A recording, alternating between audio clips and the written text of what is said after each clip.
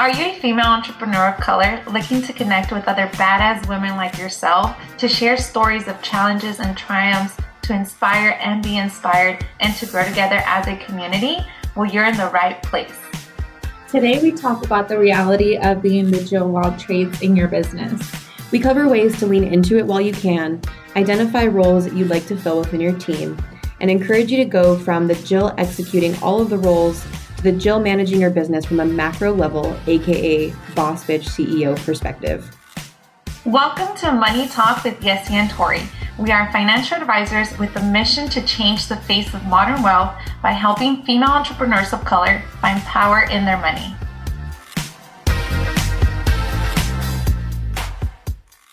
Hey Yesi, how you doing? Hey girl, I'm good.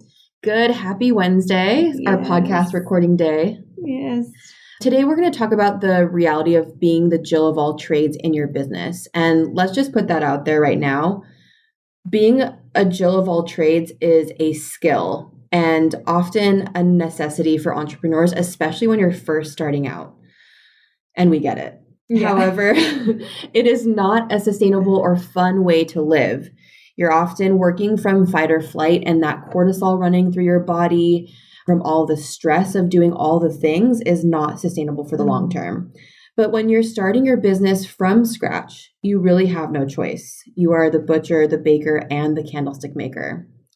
So today, that's right. Yeah. So today we'll talk about just the fact of having to do all those things, and then also building out your team and what that looks like, how to start that as well. Yes.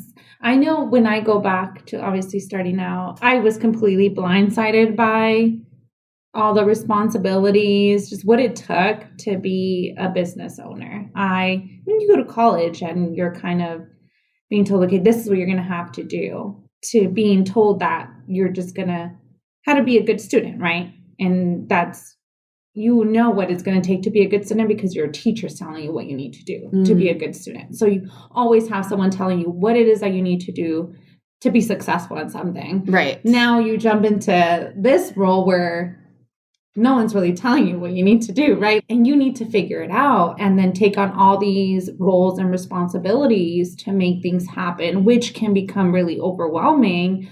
But again, like Tori said, you really have no choice, right? This goes into, which Tori and I were talking about this. We found this post on I Fund Women on Instagram. And it had Little Miss, right? When they were doing the Miss Independent. Yeah, the little cartoons. And it said Little Miss, CEO, website designer, social media manager, product manager, graphic designer, accountant, customer service rep, video producer, and the list goes on, right? And this is Little Miss Entrepreneur. Yeah. And and there's a comment on here that says, I feel seen. Yeah. And that's literally how we felt. It's like, yes.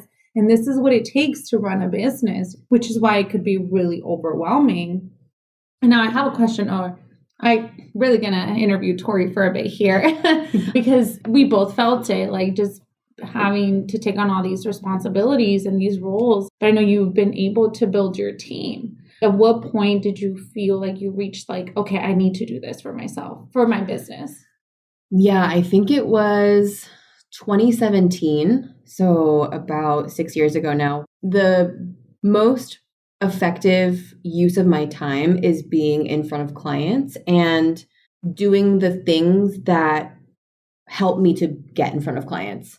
So whether that is being at a trade show or putting on a seminar, preparing for the seminar, being in meetings with clients and doing research on putting together their plan or like ordering illustrations, things like that.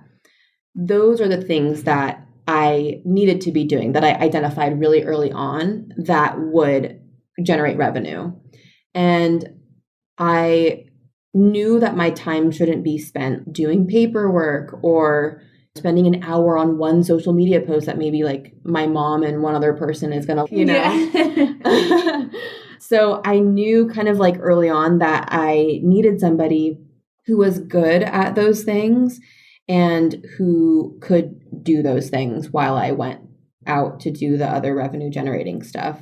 So I had to sit down and really figure out what those roles are. There's operations, which right now is what Brandon does. He's the director of operations for our team.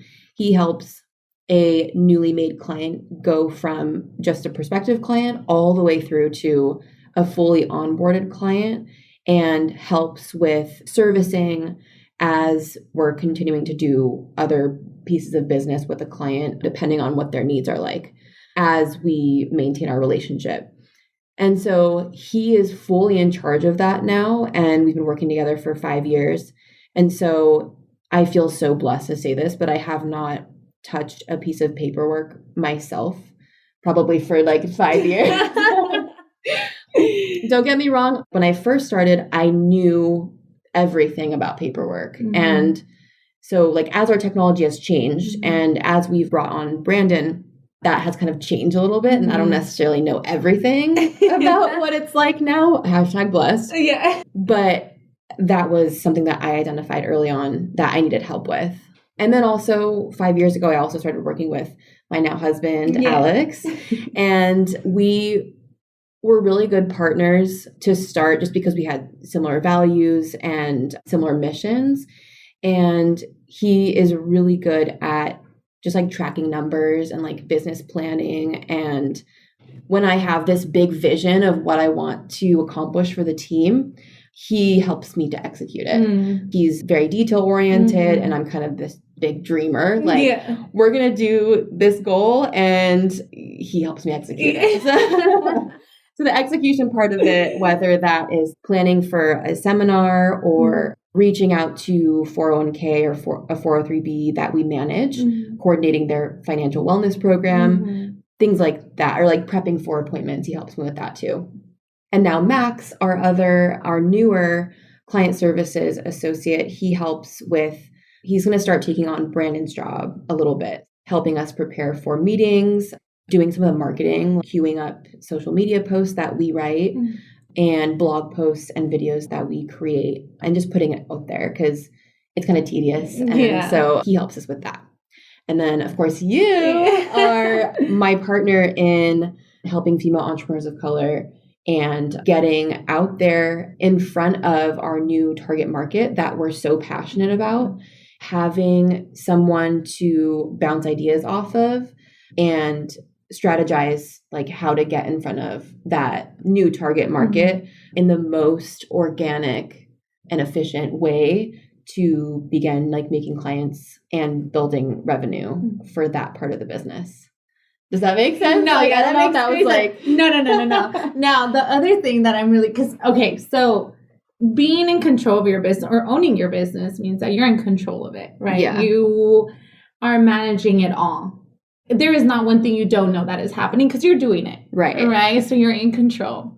So letting go of that, like, I mean, that's hard, right? Because it's your baby, like you're building it. How are you able to do that? To just be like, okay, have peace of mind that someone else is taking care of it, that it is getting taken care of, and your hands don't need to be on it necessarily. Like, I don't need to touch this piece of paper for it to get processed. You know, I don't need to be in this meeting for it that your clients are well taken care of, even though you're not there physically present or physically touching it. How do you like allow yourself to have that peace? Yes. Asking for a friend. Yes, I definitely feel that. And it's definitely tough early on when you're so used to doing everything yourself.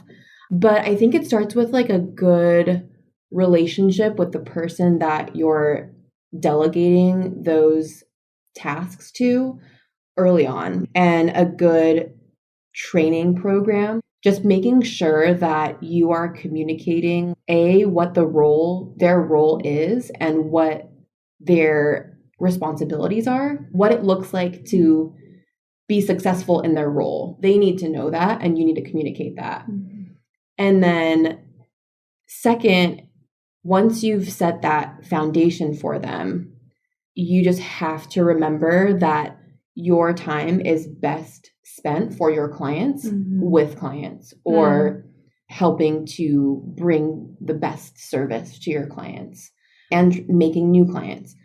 So I think, and you can be, you have a full week doing just that, right? So I think just having faith in their role and in their abilities. And I guess that starts with hiring the right person as well. And trusting that person. Like you have to trust. Yes. Yeah. And so I think maybe asking the right questions during the interview process. I really love to ask qualitative questions like, what do you do for self-care? Like, I don't know if this is right HR wise, but like, how do you manage stress? What do you like to do in your spare time? And how do you make sure that you take care of yourself? Things like that, where I can kind of get a really good understanding of what it's like to work with them. And they get a good understanding of who you are, because those are not questions that you normally hear from corporate. You know? And they're not asking like, take care of yourself. Like, what? How are you going to benefit us? So I just like you being very mindful of their wellness overall, which is the environment you want to create for yourself. Like you created that for yourself. So you're like welcoming it. It's like, this is what you're going to step into. Yes. And for them too. Once you welcome somebody onto your team, you want to make sure that you're asking the right questions while you're working together also. And just making sure that what they're doing in their role is something that fulfills them as well. Like, I mean, you can only control that so much, but if maybe they're curious about what it's like to be in front of clients, or if maybe their skill set is creating videos and like editing videos, and they maybe want to do more of that versus another role, you can kind of, for their personal and professional development, like you're a huge part of that. So just working with them on helping them thrive themselves in complementing the team at the same time, right? It's like you wanting to grow your business, but allowing them to take a step into a role that's also going to allow them to grow. Yes. It's like, we're going to grow together. Right. And she doesn't I think everyone's going to want to work for you. I think also not having a fixed mindset about someone's abilities as well. Seeing in the future their ability to grow and not just be like, I know somebody might say, like, I'm not good at writing or something like that.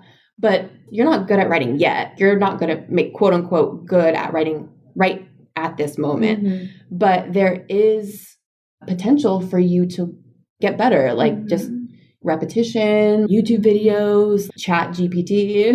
It's like the artificial intelligence thing. And that goes into like when you're asking the question in the interview, it's like, what do you do for fun? Or like, what do you do for your own, what makes you happy kind of thing? It's like, then you in your mind is like, okay, I know your roles and responsibilities are going to take in, but how do I make this fun and enjoyable for you? So you can kind of like combine the two. I mean, that's just like the mindset of a boss bitch CEO here. Creating the environment that you want to create. And that is the power that you have, right? And that you, as business owners, you create the environment. You have the ability to create the atmosphere that you wish you had. Like, if some of you have left a corporate job, it's like, why did you leave, right? You left for a reason. Like, what did you like? What didn't you like? And now you have the ability to create that space and do that. So I think that's where we have insights, like you have insight because you start your business from scratch. So you know what it takes. So some people are like, why did you get that process? It's like, no, we've missed steps. So, we're able to give them some grace because we would give ourselves some grace because we were in those shoes. So you're just allowing them to step into a role that you took on and you had, and you're able to have that insight. And I think that's powerful. Yes. That's the silver lining of being the Jill of all trades too, is in the beginning, you have to be the Jill of all trades. You have to know like each role and what it's like to do each and every role. Because then later when you're managing a team from the perspective of like overseeing all the parts that go into a business, then you can have that compassion and grace with your team because you know what it was like to be in those shoes. Right. I think that's really powerful. It's like stepping back to like how overwhelming it really is. If you find yourself just overwhelmed because you have to do all the things, and I know we talked about this even in our previous episode where you have so many things to do. And going back to our calendar, why I like to schedule all the things in my calendar is because I feel like at the end of the day, I still have so many other things to check off. Yeah. It's endless. The list is endless. I could have done 20 things, but there's still other 20 things that I needed to do because there's marketing, there's operation, there's paperwork, there's meetings, there's follow-ups. There's so many things you need to do. You don't have enough time in the day to get all those things done, right? And you do want to delegate. In the beginning, let's say we have someone that is overwhelmed and they know they want to delegate, but they're on a budget, right? Yeah. It's like, okay, I can't hire someone. What can they do? Yeah, well, one thing that I did was my sister was in college to be a marriage and family therapist. Shout out Jackie. And she was on her winter break and I needed some help just like organizing my leads and writing holiday cards. And I asked her to come help me and I did pay her, of course, but that was an affordable way for me to get help with things that needed to be done, but that I shouldn't really spend my time doing, right? So that was one thing that I did early on. And then also like if you have a cousin in college or like somebody else that that maybe enjoys like creating TikToks or something like that, you can like reach out to your community and see who is going to want experience and if you can give them that experience and maybe like a little bit of pay as well. Yeah. And that's a great point. Like you can actually boost up someone's resume. Like you're running a business. So you can, give them client service representative or like social media manager. Right. You have someone that's looking to venture into that. You can give them that experience. And you could be a reference. Yeah. I have been definitely. You want to talk to the owner of the business and that's you know, and you could do this for family members, for anyone looking for a side hustle. And that could also boost up their resume for sure. Yeah, for Alex's brother who was looking for his dream job for about a year, he was also working with us a couple hours a week, just like editing our videos and posting them and all of that. And while he was looking for work, we got really great work done on our videos that would have cost a lot more had we gone to like an actual video producer, an editor, and he gave us his rate and it was fair. So we paid him, of course. And so that was like a really effective way of getting content and what we needed from somebody who was looking for a job anyway. And he ended up getting his dream job a year later as a marketing video producer, like podcast producer. So he's in that field and I like to think maybe his experience, like doing it for us, like helped him know what it's like to work with a team and get tasks done, like deliver a final product and all of that. So that was helpful. In the experience, you guys gave him that experience, to like work on his craft. Yeah. And you guys are a family run business. I'll tell you that, right? And that's what, what you can do is support each other and help each other. And, what do you want to do? And look, this is what you're looking to venture into. As a business owner, you need a little bit of everything because, you can have everything done. So I think that's great. I know for me, like just having my siblings like, hey, I need this, or like, I'll do and pay them a little bit here and there. And just support each other for sure. I wanted to also talk about how, look, like at the end of the day, there is a lot that needs to get done. I'm hard on myself sometimes because I'm like, I didn't do everything. I could have done more. Like there's still more to do. I could have done more. Maybe cut your lunch shorter, or I shouldn't have socialized this much. Or, sometimes in meetings, at least for me with clients, I'm not just there to just make a recommendation. I take the time to understand their situation and have conversations with them and build a relationship with them. So sometimes, it's like the meeting could have been 30 minutes, but it went to an hour, but it's building the relationship. And sometimes they're like, I could have done it shorter, or maybe I could have done more work, but it's like, no. At the end of the day, and I go back to this book that I read, and it's called The 4 Agreements. And I recommend it. I do.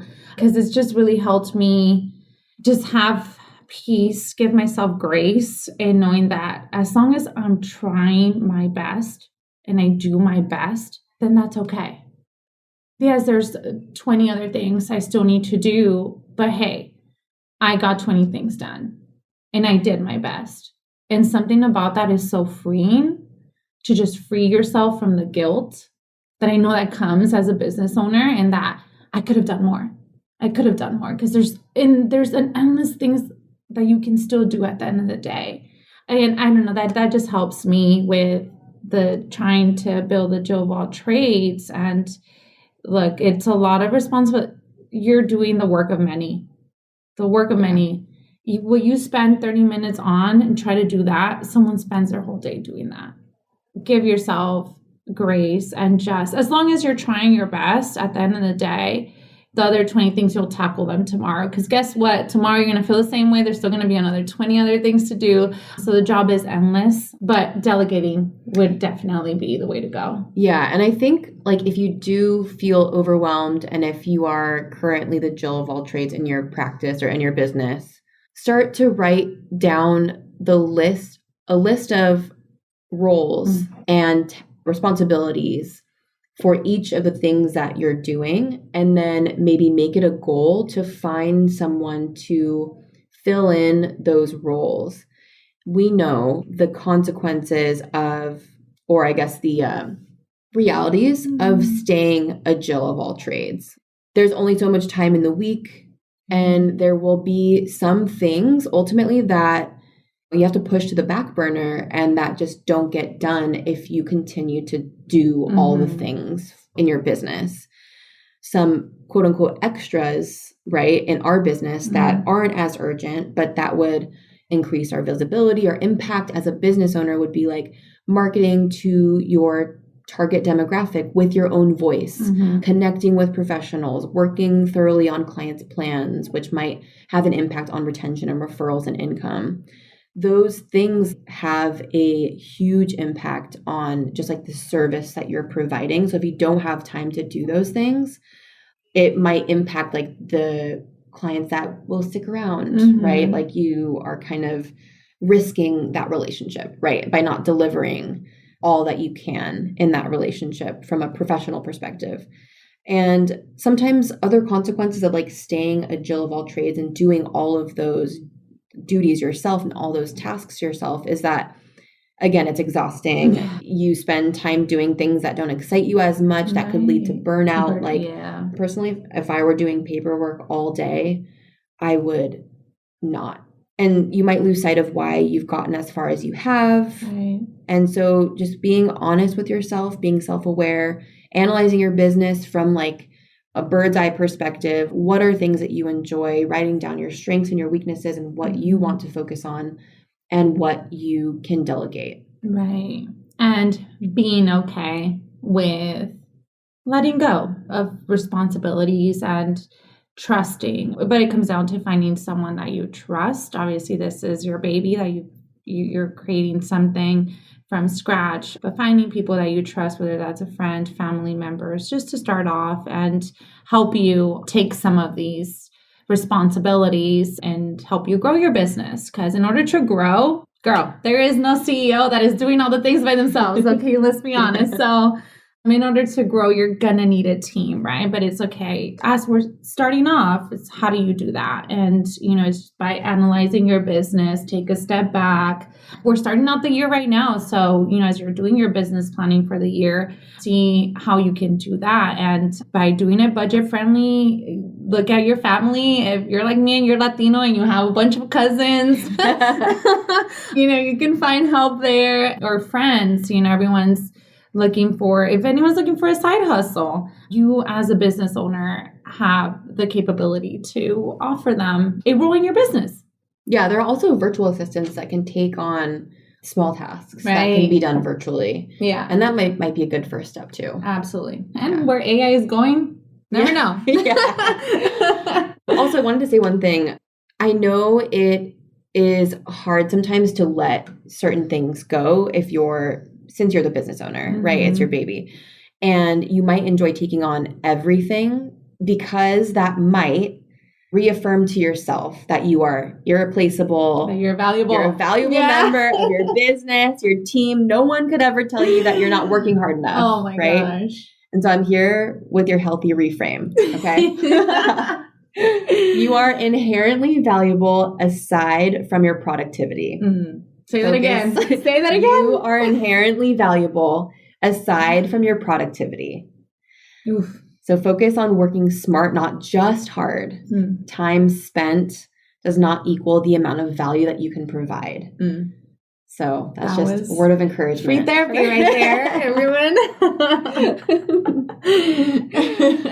I think this is really good. Oh my gosh. We could talk about this. I mean, I was really excited to do this because even us brainstorming our blog, which if you haven't read, go back. We talk a little bit more about this. As we were talking about it, it's just, it hits home. Go to our blog. Thank you all for listening today. We're doing this in person. We're actually together right now talking to each other. And every episode we're looking to get better. But yeah. So visit our website and follow us on Instagram at Yesi and Tori. And we look forward to connecting with you. Have a great day. Thanks, Yesi. Make sure to follow our pod and share this episode with the female entrepreneurs of color in your life. You can find us on Instagram at Yesi and Tori. We are Victoria Sierra and Yesica Lemus, financial advisors with Cetera Investors, located at 605 East Huntington Drive, Suite 203, Monrovia, California, 91016. The views depicted in this material are for information purposes only and are not necessarily those of Cetera Investors. They should not be considered specific advice or recommendations for any individual. Neither Cetera Investors nor any of its representatives may give legal or tax advice. Cetera Investors is a marketing name of Cetera Investment Services. Securities and insurance products are offered through Cetera Investment Services, LLC, doing insurance business in California as CFG STC Insurance Agency, LLC. Member of FINRA, SIPC. Advisory services are offered through Cetera Investment Advisors, LLC. California Insurance License Number 0L17443, 0I34349.